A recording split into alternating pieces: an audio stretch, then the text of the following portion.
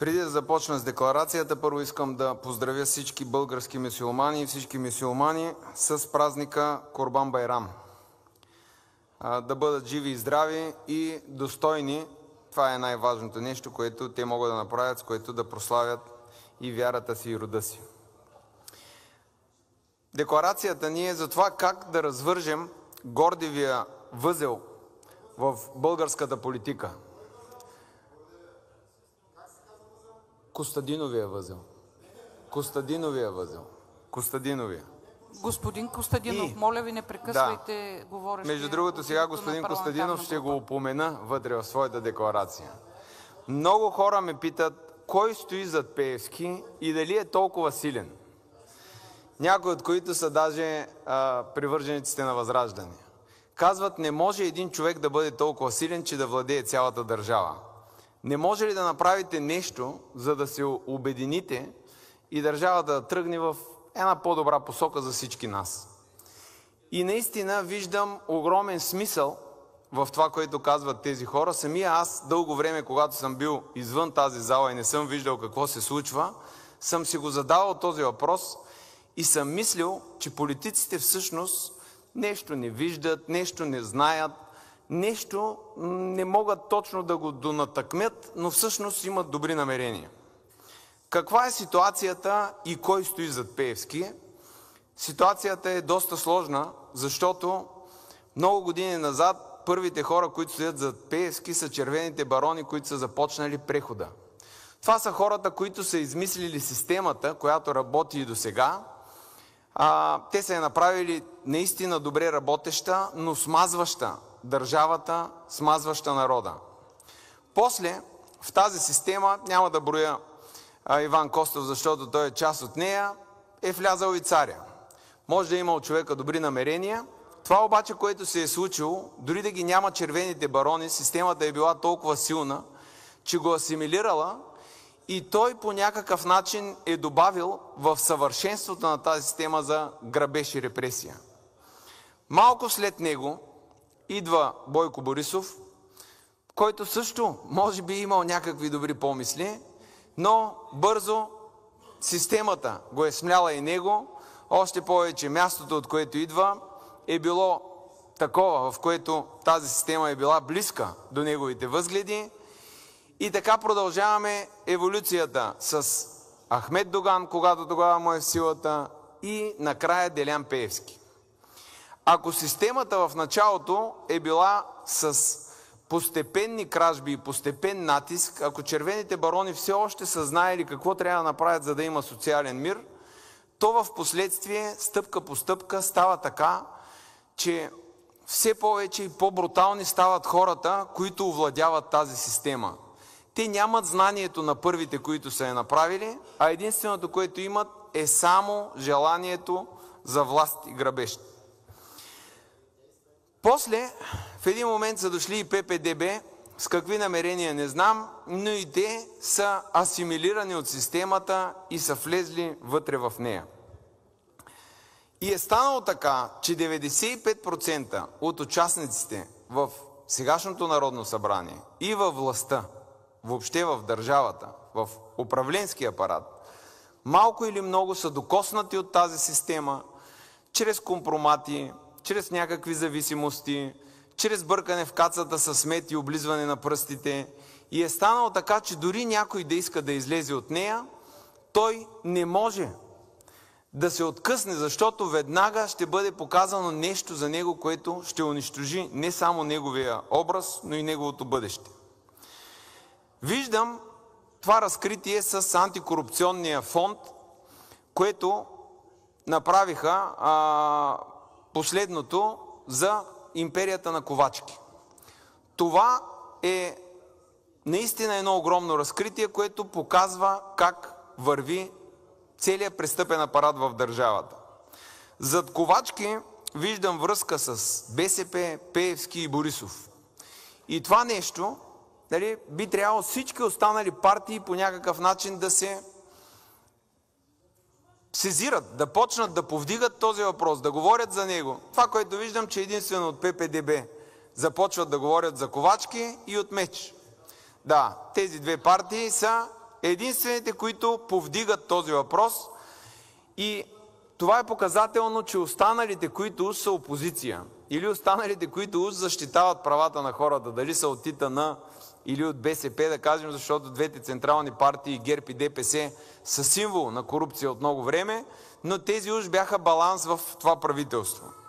Но ние виждаме, че никой не повдига тези въпроси. И тук си задаваме въпроса, дали ПП-ДБ са добре, дали са добри.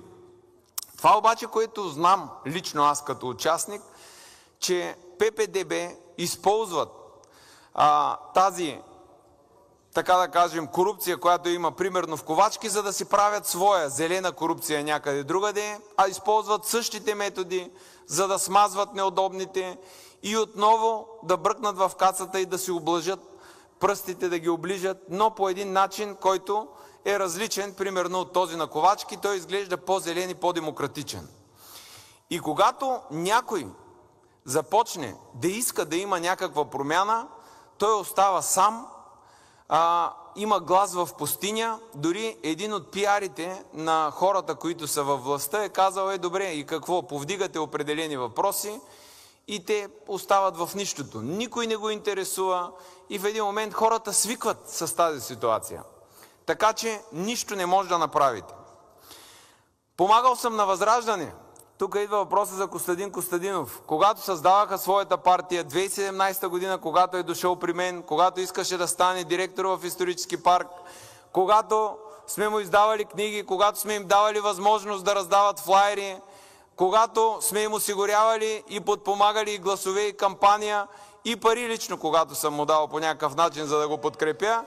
Това обаче виждате каква е благодарността на тези хора, които са най-активните хора. Дори когато питах министър-председателя, нямаше от другите групи някой, който да се изкаже. Имаше от Възраждане тези, които ето чувате го. Чуйте го само как вика този човек. Ето тук има млади хора. Вижте го, това е човек от Възраждане, това е народен представител. Като маймуна реве там, като макак. В същия момент те са големи мъже, но когато видят 40 кг момче, иначе хич ги няма някъде другаде. Възрожденци, ще пожелах на мюсюлманите да защитават своята религия, не дейте опоручава своя род и народ. Това, което се случи в момента, е, че Делян Пеевски всъщност владее една умираща система. Тя е обречена на 100% да умре. Няма шанс как да оцелее. Всичко, което е останало от системата, направена от червените барони, вече е в пълен упадък и отива към фалит. Какво може да направим? Единият вариант е да продължим да чакаме системата сама да умре и в един момент да почнем да управляваме една мъртва държава. Това обаче не е решение. Затова ние имаме един призив към всички депутати от различните политически сили, които имат вътре нещо останало в душата им. Нещо, което тези хора все още знаят защо са тук. Те са тук заради децата, те са тук заради бъдещето на България. Единственото нещо, което молим тези депутати, е да намерят сила в сърцата си и да се присъединят на една борба в името на тези деца.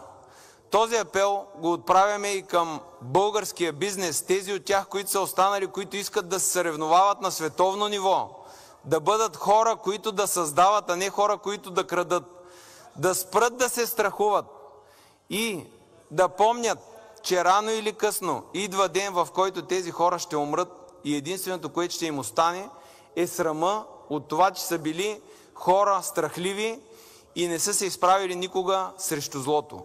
Съвсем скоро говорих с един от големите бизнесмени в България, да кажем топ 10, и го попитах, през целия му живот не му ли е било гадно, че отива в чужбина, няма значение колко пари има.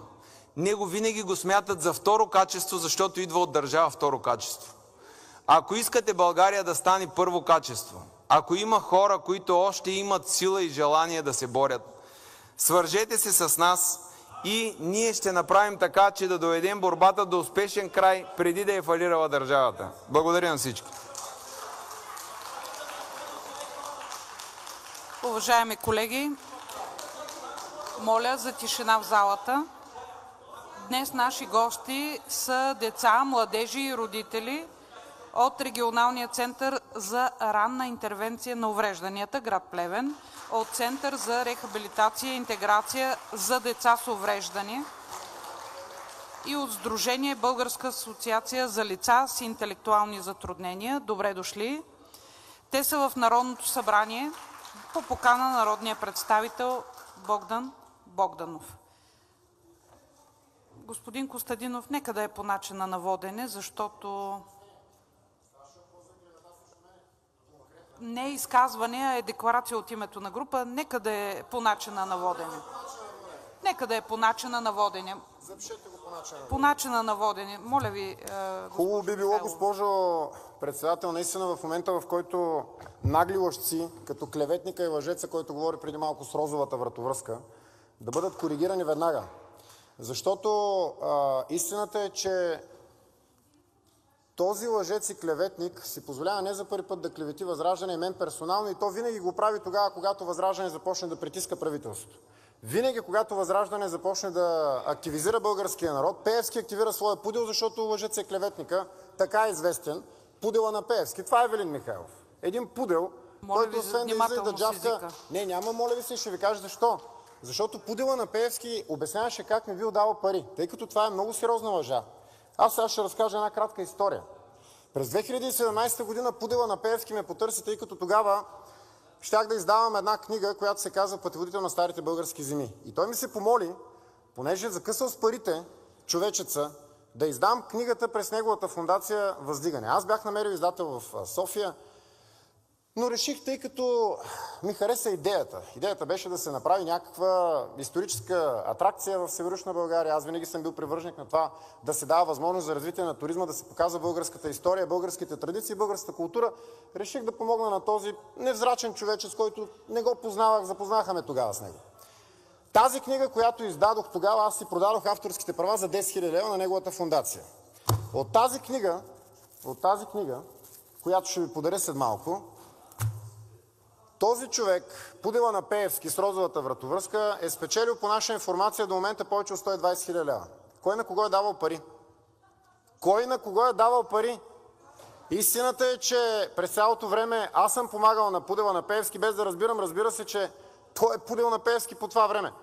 След като разбрах обаче, и аз и още много други хора, не само че се отдръпнахме, напротив, поискахме и настоявахме и продължаваме да настояваме пудела на Пеевски да върне парите, откраднатите пари на хората.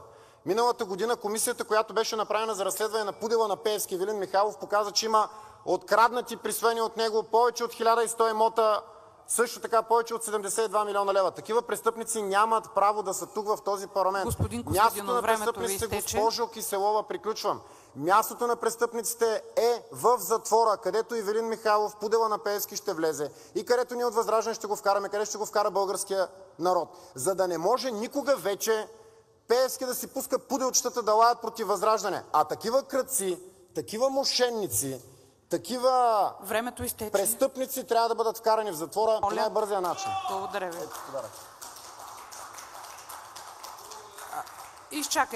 Изчакайте, госпожо Матева, изчакайте. Да, ще благодаря за книгата. Но, тъй като и двамата говорещи, и господин Михайлов, и господин Костадинов използваха думи, за които се разбра